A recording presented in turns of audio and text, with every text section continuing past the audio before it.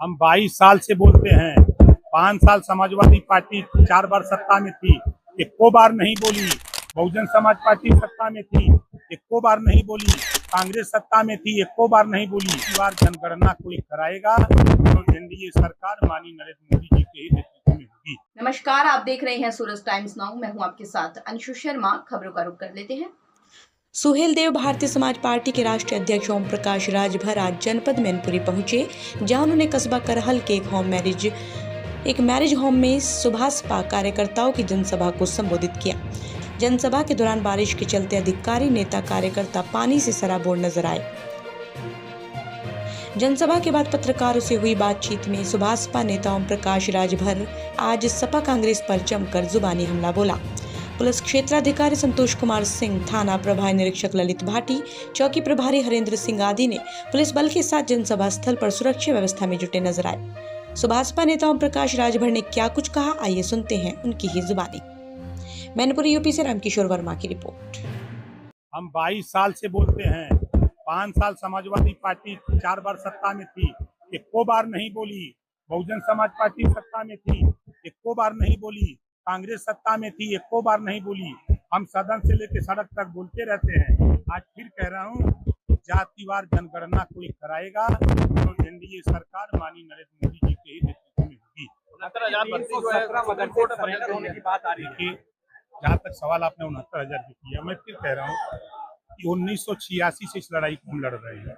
हम माननीय कांसी राम जी के साथ रह करके मंडल कमीशन लागू कराने की लड़ाई लड़ते लड़ते फिर किन्हीं बिंदुओं पर बसपा नेता संघ से विवाद हुआ, मैं पार्टी बना लिया। और आप बताओ, आप लोग को गवाह, सदन से लेकर सड़क तक 69,000 शिक्षक भर्ती से ज्यादा हमसे कौन लड़ सकता है, बोला।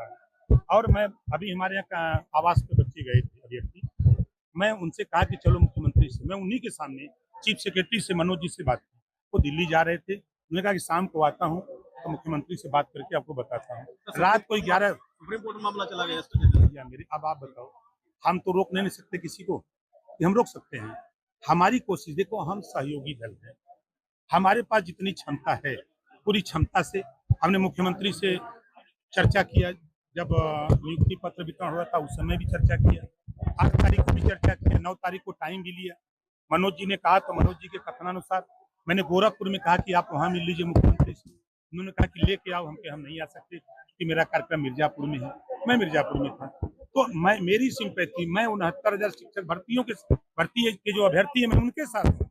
मैं फिर कह रहा हूँ, करने की बात आ रही है, देखिए सही बात तो कोई बता नहीं रहा है। ब्लैकमेल करने के बाद, देखिए एक स्कीम 2016 में देश के केंद्र सरकार ने लागू किया कि 60% धन हम देंगे और 40% धन राज्य सरकार देगी, और मदरसों में हम अंग्रेजी, साइंस और मैथ पढ़ाएंगे। उसके लिए अध्यापक नियुक्त हुए, ठीक है। फिर पिछले 3 साल पहले केंद्र सरकार ने उस योजना को बंद कर दिया। 1 साल प्रदेश सरकार ने अपने जो अंशदान था वो पैसा दिया, तो उस पैसे के बाद उन्होंने बंद कर दिया 2 साल से। तो उसी चीज को मदरसे के लोग कह रहे हैं, आप अगर उसको पढ़ेंगे तब समझ में आएगा।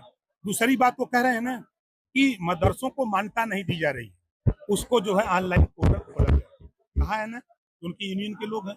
तो उनका कहना है कि जो हमारा या तो अध्यापकों का जो तनख्वाह सैलरी है वो मिले, उनको रखा जाए काम पे, और नहीं तो ये स्कीम बंद कर दिया जाए जो केंद्र सरकार की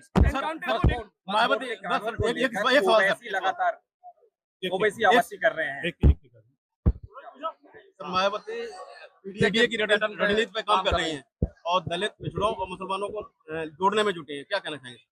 देखिए हर नेता अपने अपने काम में है। माननीय अखिलेश यादव जी पीडीए शुरू किए, लेकिन अब वो क्या करने लगे, पांडे डेवलपमेंट अथॉरिटी चला रहे। स्पीकर शिवपाल जी को छोड़ करके किसको बनाया? पांडे जी को। अभी एक दलित का बेटा वो किसी सामान की डिलीवरी देने बलिया के सांसद पांडे जी हैं, सनातन पांडे जी, उनके यहाँ गया तो पांडे जी जो सांसद हैं उनका प्रतिनिधि है, उससे पूछा तुम किस जाति को, बता दिया कि हम दलित हैं। उसको इतना बुरी तरह मारा, FIR भी नगरा थाने में आज तक नहीं हो पाई। अब उस पीडीए की बात कर रहे हैं, अब मायावती जी जब 4 बार सत्ता में थी, अब तो पीडीए नहीं दिखाई दिया। अब तो उनको सिर्फ अम्बेडकर ग्राम विकास योजना के नाम पर 14 स्कीमें चलती थी और सिर्फ दलित बस्ती में चली।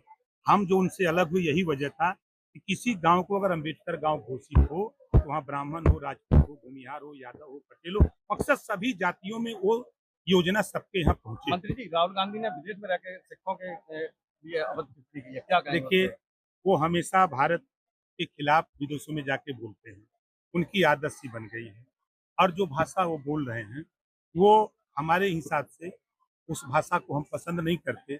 और जो भारत में रह के भाषा बोलते हैं, आप बताइए, बोलते हैं ना कि पिछड़ों को हिस्सेदारी नहीं मिली, बोलते हैं ना 60 साल किसकी सरकार थी देश और प्रदेश में? उन्हीं की सरकार थी ना, क्यों नहीं दिया?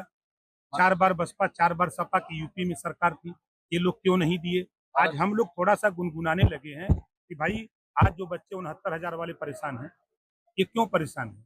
हम तो फिर कह रहा हूँ कि देखिए, नेता नहीं चाहता है। आरक्षण के मुद्दे पे मायावती ने भी कांग्रेस पे निशाना साधा है। वो सही कह रही है, मायावती जी सही कह रही हैं। तो मायावती जी, अखिलेश जी, राहुल जी, ये लोग टाइम ले लें योगी बाबा से और मोदी बाबा से, बताओ टाइम मिलेगा कि नहीं मिलेगा? तीनों लोग जा करके बैठ करके चाय पिए, पकौड़ी काटें और वहाँ ये चर्चा करें कि ये जो आरक्षण घोटाले जो सामने आए हैं, हाई कोर्ट के फैसले हो, चाहे असिस्टेंट प्रोफेसर की नियुक्ति के मामले हो, इन सब चीजों को जो टेबल पर बैठ करके आमने सामने बात होगी, ये कर सकते हैं। लेकिन अगर ये कर देंगे तो मामला फिर चिल्लाने के लिए क्या रह जाएगा? आप मंत्री जी उसी विभाग के वक्फ बोर्ड को लेकर आप क्या रहे हैं? क्या हम सोचते हैं वक्फ देखिए, बोर्ड? मैं आपको बता दूं, देखिए तीसरे वक्फ नंबर पे बोर्ड वक्फ बोर्ड की बात करते हैं। वक्फ बोर्ड में जो कमियां हैं, आप जानकारी करिए। वक्फ बोर्ड की जो नियमावली है, अगर वो कह दें कि ये रिसोर्ट हमारा है, वक्फ बोर्ड कह दे, तो डीएम के यहाँ जाकर के एप्लीकेशन देकर खाली करा दे, ऐसा नियम है। तो सरकार ये चाहती है कि अगर वो ये कहें कि ये रिसोर्ट हमारा है, अगर वो डीएम के एप्लीकेशन देते हैं तो डीएम उसकी जांच करे तो वास्तव में इनका है कि नहीं है, कागज देख लें, तब उसके बाद उस पर कार्रवाई हो। तो ये आखिर कौन सा ऐसे असीमित अधिकार दिए किसने? कांग्रेस ने दिया? कांग्रेस ने दिया है, ये बीजेपी ने नहीं दिया है। ये कानून कांग्रेस के जमाने का है, हम लोग नहीं कानून, हम तो संशोधन चाहते हैं। इस तरह की बातों में जो चीजें, वो देखिए, आप जैसे किसी क्लास में कोई मुस्लिम टीचर लेक्चर दे रहा हो, नमाज का टाइम हो जाए, अब वो दूध खड़िया खड़ा करेगा या किताब रख देगा और चला जाएगा नमाज में, जबकि इस्लाम में नमाज माफी का है। आप क्लास में पढ़ा रहे हो तो पढ़ाओ, फिर अगली नमाज का। तो अभी तक की खबरों में बस इतना ही। बाकी की तमाम छोटी बड़ी खबरों से जुड़े रहने के लिए देखते रहिए सूरज टाइम्स नाउ। नमस्कार।